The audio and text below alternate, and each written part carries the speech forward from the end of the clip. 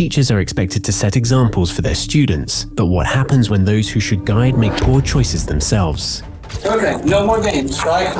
Yeah. Other than that. Can I just talk to you for a second? Please. Just a glass of wine, nothing major. You're such a piece of Just say it. Today, we're delving into 5 teachers who found themselves in serious trouble after being caught under the influence of alcohol. Our first story takes us to Perkins, Oklahoma, on August 17th, 2023. Kimberley Coates, a 3rd grade teacher, raised concerns when school administrators noticed odd behavior from her on the very first day of school. Sensing something was off, they decided to alert the school resource officer, setting a disturbing chain of events into motion. Here, have a seat a second. I want to visit with you. All right. So, just observing you in classroom, it looks like something's off a little bit. And so I've asked Officer Dean to come in here and visit with us. Have you taken anything that's, do you have a prescription for anything that maybe you have taken today that just seems like you're not the same person that I talked to this morning? I did take some medication last night to help me with sleep because I have some anxiety stuff, but that's I can't think of the name of it right now, but I could look it up when I get home. Okay. So you haven't taken anything while you were at school? No. I want you to understand that I care very much about you, okay? And I need to make sure you're okay. I need to make sure that you're safe, and I've got to make sure that the kids are safe. So we're just trying to help you and make sure everything's okay. Coates denied consuming alcohol on school grounds, but admitted to taking medication that day in an attempt to explain her strange behavior. I wouldn't bring it into the school. Okay. Are you going to blow double zeros? I don't know. You should know. If you hadn't drank anything, you should blow zeros. If you drank something recently, it's going to show it. We'll just find it. With no other option, the officer administered a breath test to determine if she was under the influence. Take a big deep breath. Blow, blow, blow, blow, blow, blow, blow, blow, blow, blow. All right, stop. Good job.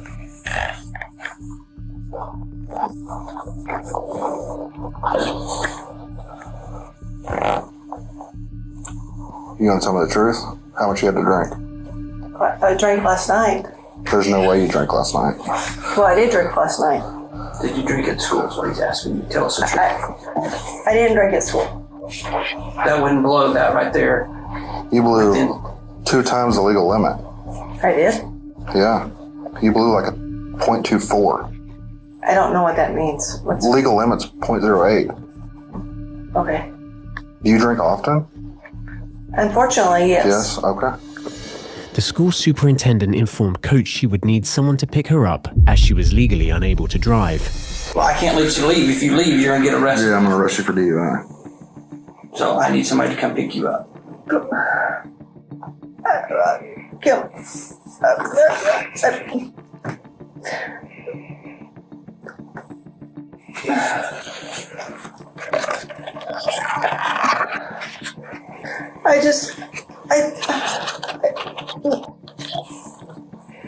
I know I've been having a hard time.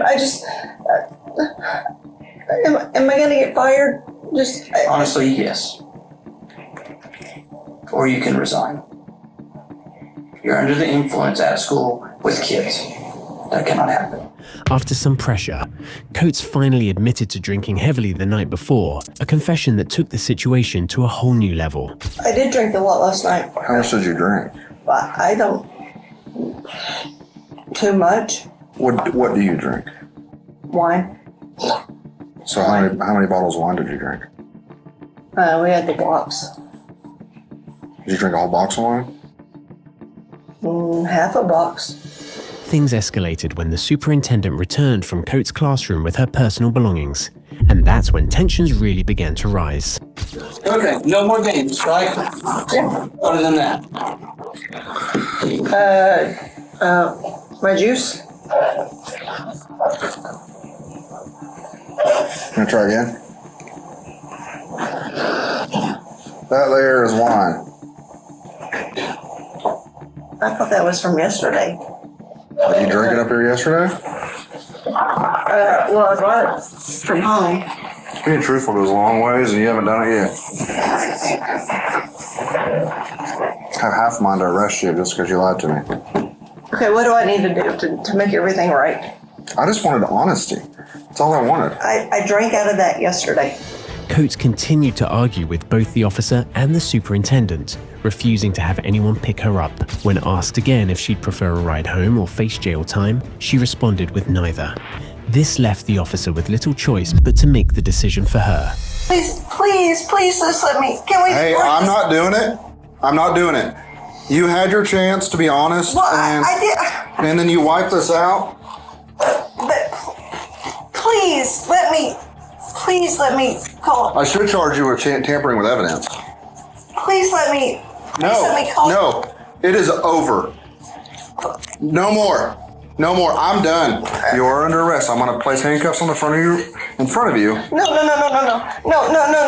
As the gravity of the situation hit her, Coates began to panic, fearing the humiliation of being escorted out of the school in handcuffs, right in front of her students and colleagues. Can I just walk out without the handcuffs? No, please just let me walk out. No, it's policy. I'm going to cuff you up front. If you're going to keep running your mouth, you're going to get cuffed behind you. Wait, can I just talk to you for a second? Please don't. Put your hands behind your back. No, I don't want to. You want to go to jail with multiple charges? No. Put your hands behind your back. Please don't do this. Please, I just want to talk to you.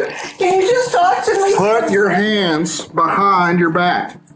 Please, will you just please talk to me? I've tried talking to you. Well, you're not talking to me now. Talking's over. She got lucky though. The officer led her discreetly out of the building through the back, where only a few people saw her. Coates was then taken to jail and charged with public intoxication. However, this would only be the beginning of her troubles. In a shocking twist, just a few months later, Coates showed up to her court hearing intoxicated once again.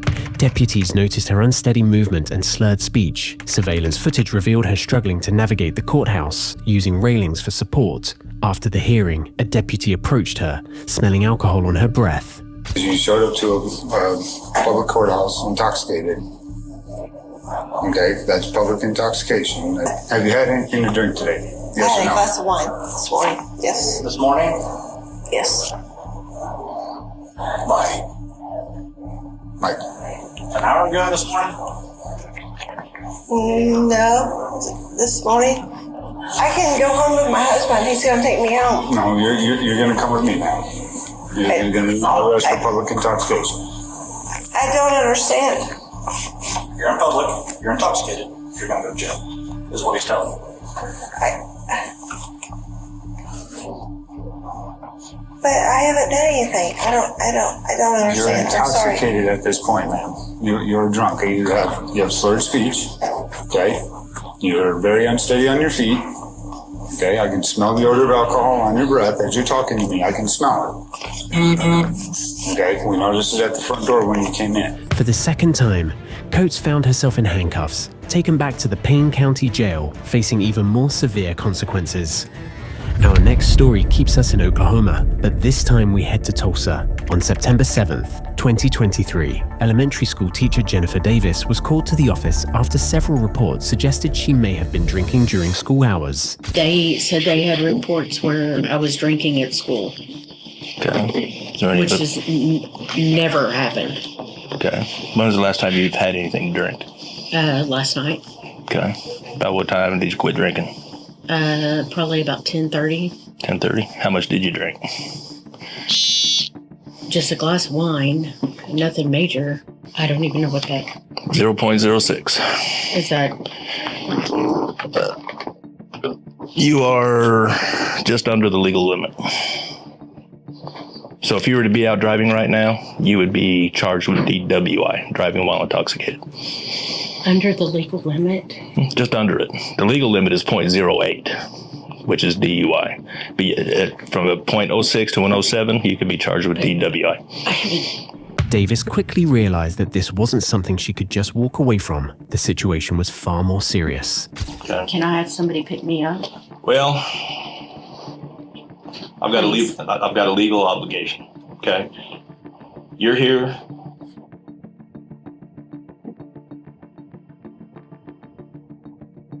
Entrusted for the care and safety and the for the teaching of these kids. Okay. No, today you're going to be arrested for public intoxication. Okay. Please don't do this.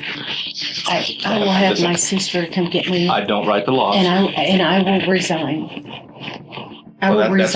That's something you're going to discuss with the administration here. Davis was forced to resign from her position. After her resignation, officers placed her in handcuffs. But throughout it all, her focus remained on one thing: who reported her. It just makes me mad for somebody to say that I had stuff here. I've never. Yeah, and like ever, and I know it's a small town. Yeah, like Major Mallinson was saying, that we're not privy to that information. We just get a call and come do it. You know what I mean? Just for somebody to be like so vicious to say like,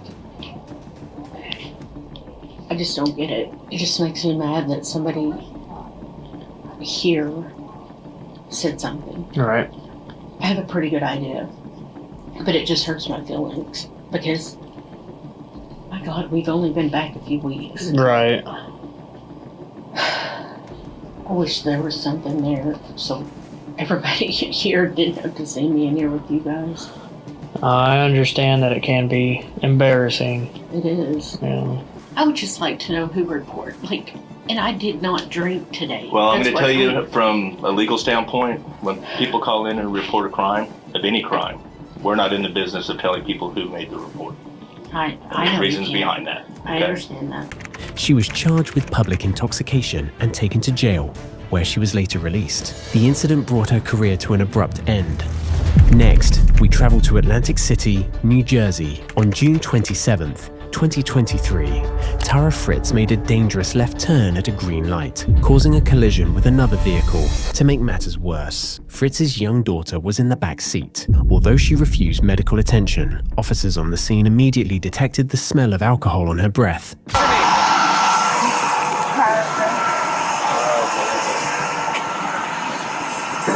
Anything to drink tonight, Tara? No. You haven't?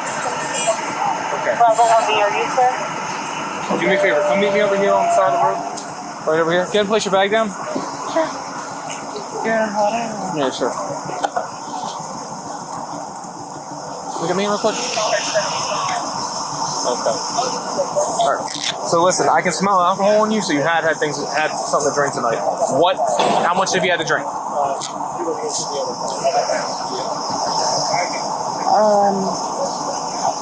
A margarita. A single drink? Yeah. Okay. All right, we're gonna do a couple psychophysical tests just to prove that you can walk. Yeah. And that you were able to drive. Yeah. All right.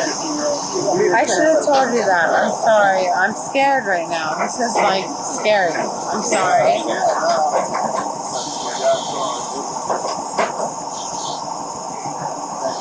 I'm scared right now.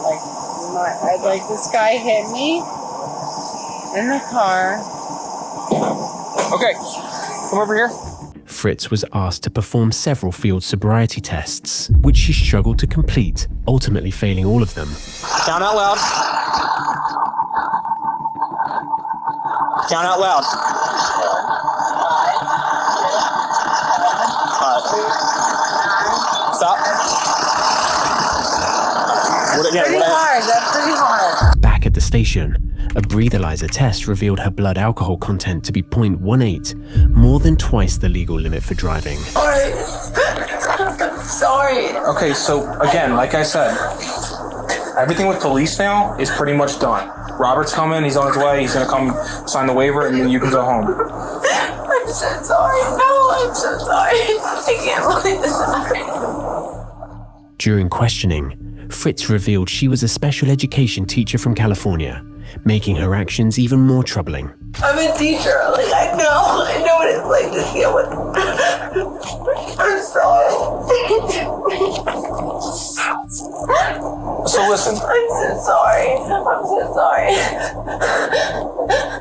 You're going to talk to the prosecutor, all right? What? doing that? When? I have to. All right, I'll tell you. Listen, you're gonna get a court hearing. All right, and they're gonna do. They do it on Zoom now.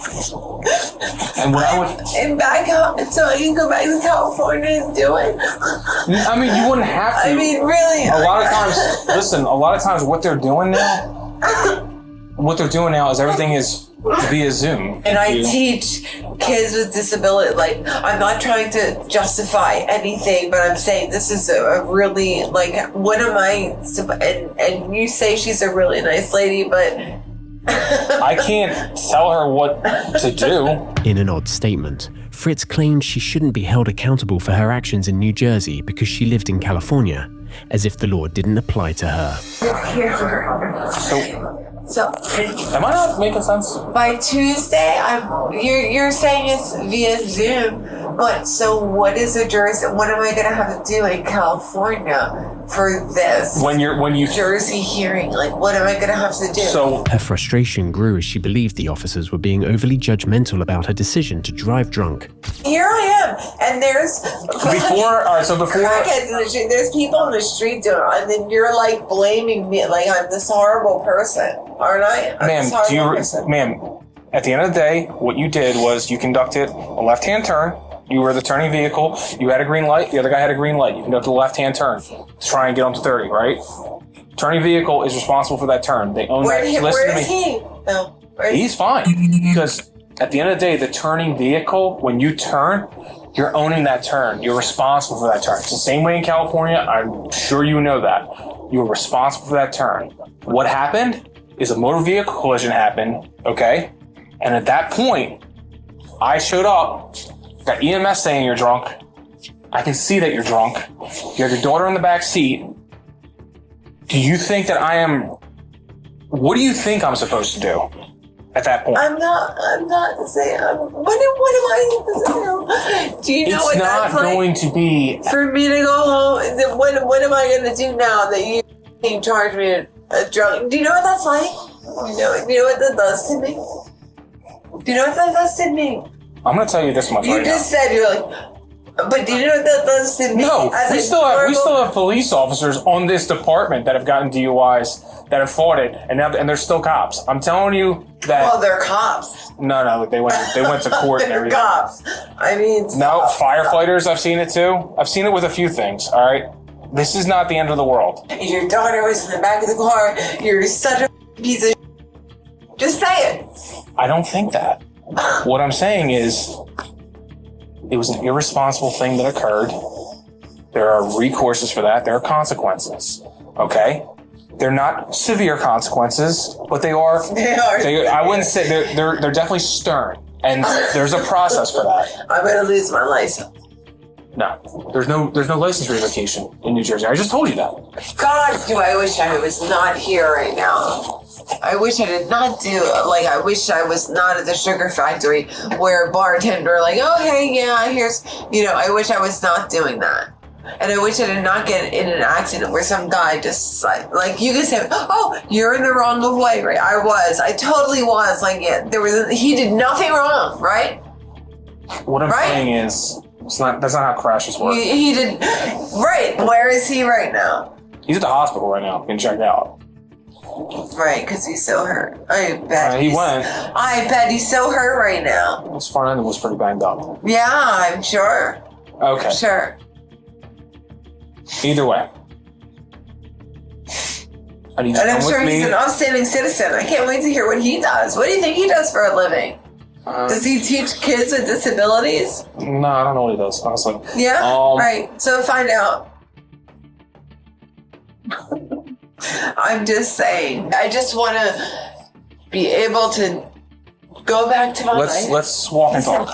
I just want to go back to my life as a teacher and not have to worry about. She was ultimately charged with DUI and reckless driving. Now, we move to Florida. Deputies in Pinellas County pulled over Leslie Spence, a 52-year-old teacher, after a 911 call reported her erratic driving. Spence, a teacher at Skyview Elementary in Tampa, showed clear signs of intoxication, bloodshot eyes, slurred speech, and the strong odor of alcohol. Spence failed her field sobriety test and later blew a .214 on a breathalyzer, nearly 3 times the legal limit. At one point, she even threatened the officers, claiming her father, a lawyer, would sue them all. Our final case takes us to Walton County, Georgia. At the start of the school day, the principal of Walker Park Elementary requested an ambulance after a teacher, Tarara Stewart, was found lying in the parking lot. What happened next would leave many questioning Stewart's state of mind. Walking in the parking lot and she fell. She has no idea what's going on, but she reeks of alcohol. She's refusing to go with them. When deputies arrived, they immediately smelled alcohol on Stewart's breath. She had visible injuries, including a cut on her arm and a bruise on her forehead, but repeatedly refused to go to the hospital or submit to a breathalyzer test. After nearly an hour and a half, deputies were finally able to get her to her feet and place her in handcuffs. Stewart was arrested for public intoxication, and her career came to an abrupt end when she resigned from the school district. After hearing these stories, one has to wonder, can these teachers ever redeem themselves? Or have their actions crossed an unforgivable line by endangering the very students they were meant to protect? Share your thoughts in the comments below.